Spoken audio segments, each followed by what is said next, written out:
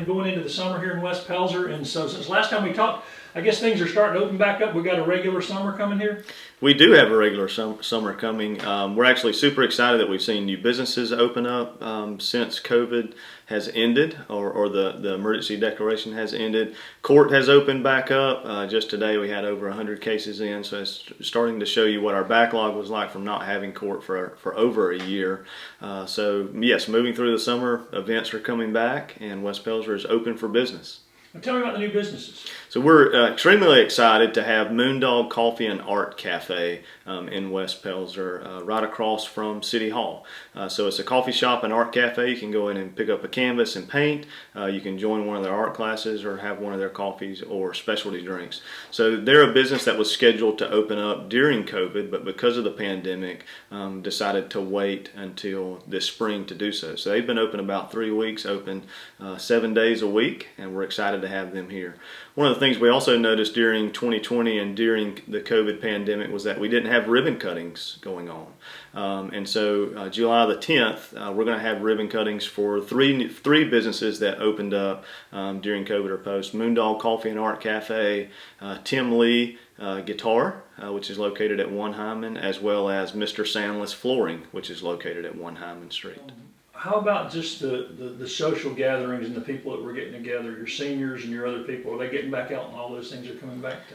We are seeing that, and so what we're noticing is from 2020 that a lot of people were outside. Our parks were full. Our businesses, even though they were socially distanced, were still full, but people were using the sidewalks. And so coming into 2021, the end of a pandemic, we're seeing that continue. So we're seeing the seniors that would walk together, albeit socially distanced, 7 days a week, are continuing to do that. And so while West Pelzer is open for business, we're also open just for recreation, just for being a social gatherings place. And that's why our downtown is so important with the new businesses coming in, that we're providing more opportunities for people to just get together and hang out and talk and socialize and be what I have envisioned West Pelzer to be, which is a front porch community. We want you to know your neighbors. We want you to know your business. We want you to know the police officers that are working.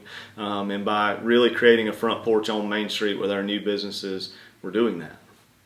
And one of the things for a town y'all size, y'all have a lot of events. I mean, you really promote the place as an event, small town. How are the events looking coming into the summer and into maybe September? Yep, so marketing and promotion is one of the things that I wanted to change in 2016 when I took over as mayor. And so I personally handle a lot of the marketing, promotions, festivals, and events along with my administrator, Paula Payton.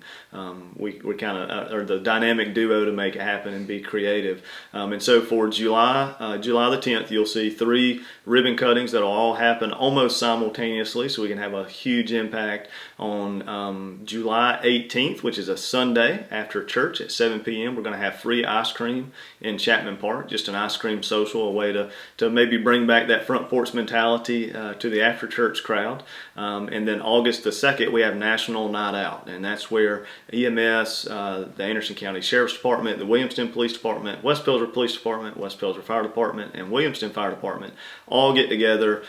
We do tug of war games, we throw eggs, we do sack races, we have the fire department show, how the jaws of life works to cut open a vehicle. We have giveaways, and it's just a way to recognize our first responders, but then also allow them to engage with the community. And we're one of the only municipalities that does that, and we invite our community partners to do that as well. We'll also have Dog Days of Summer that will happen before school starts back. That date has yet to be determined, but as I've told you before, West Pelzer was founded on dogs, and so we like to kind of nod our hat to the history and give a chance for people to show off their canine friends.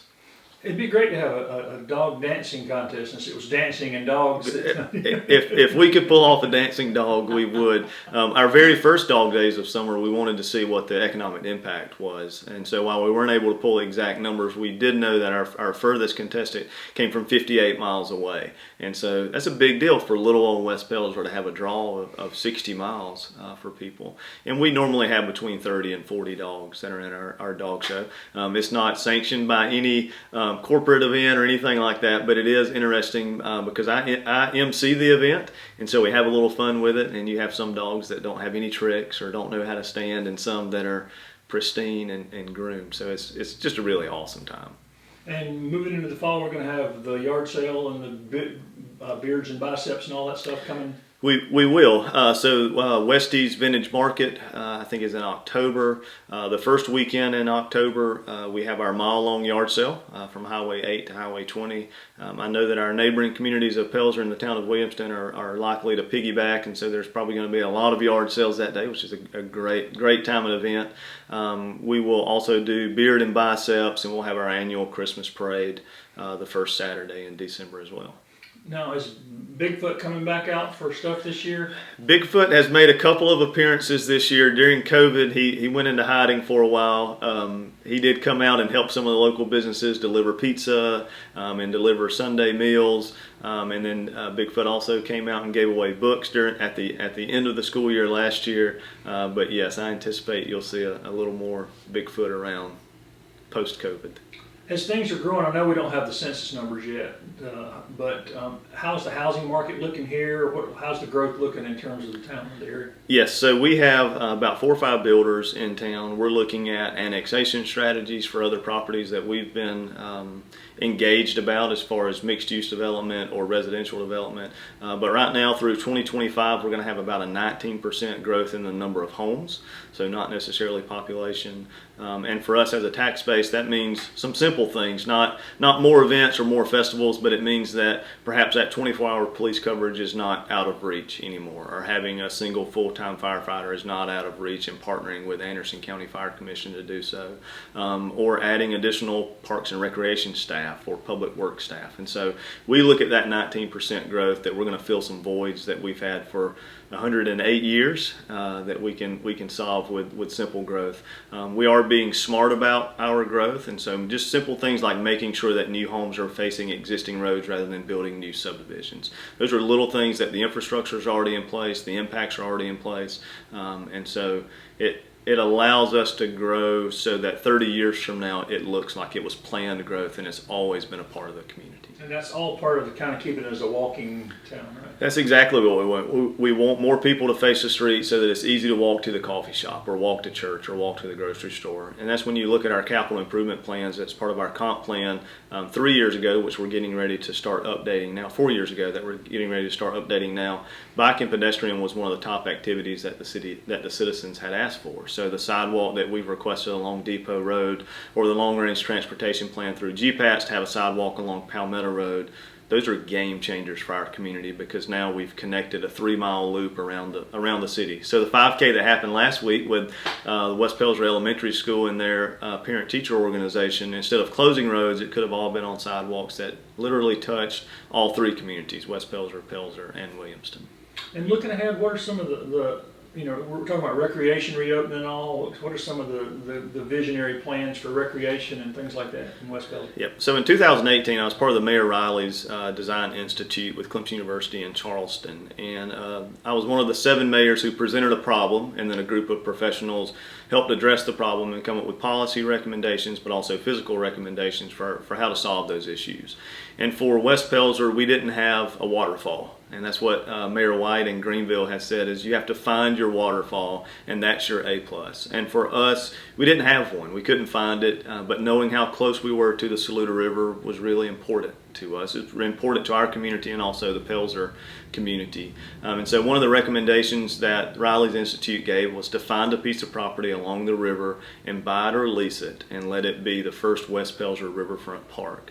And so earlier this year, Council approved a long-term lease for 10 acres along the Saluda River at Highway 20. That's directly adjacent to the town of West Pelzer, for our first riverfront park called Riverfront West. So it has about 1.5 miles of walking trails and boardwalks. It'll have a fishing pier, a kayak launch, as well as picnic shelters and just a few parking spaces.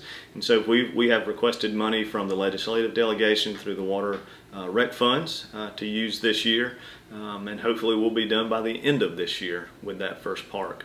And so looking at parks and recreation stats across the country, you should have about 10 acres for every 1,000 people. And so for us as a community, around that 1,000 people, we had 1/4 of an acre for park space. So by national standards, we knew that we did not have enough park elements. There were no property in town that we could purchase, and so this met the vision of the community, the vision of me as the mayor, and then also helped us reach those standards.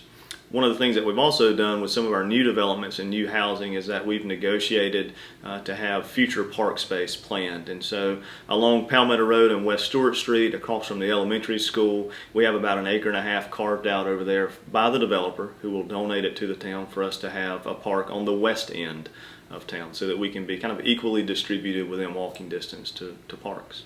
One of the things that West Pelzer is proud about is we're proud of collaboration, and that collaboration starts on our front porch with our neighbors and our citizens, discussing what the town's future looks like or its current activities, or inviting people to events.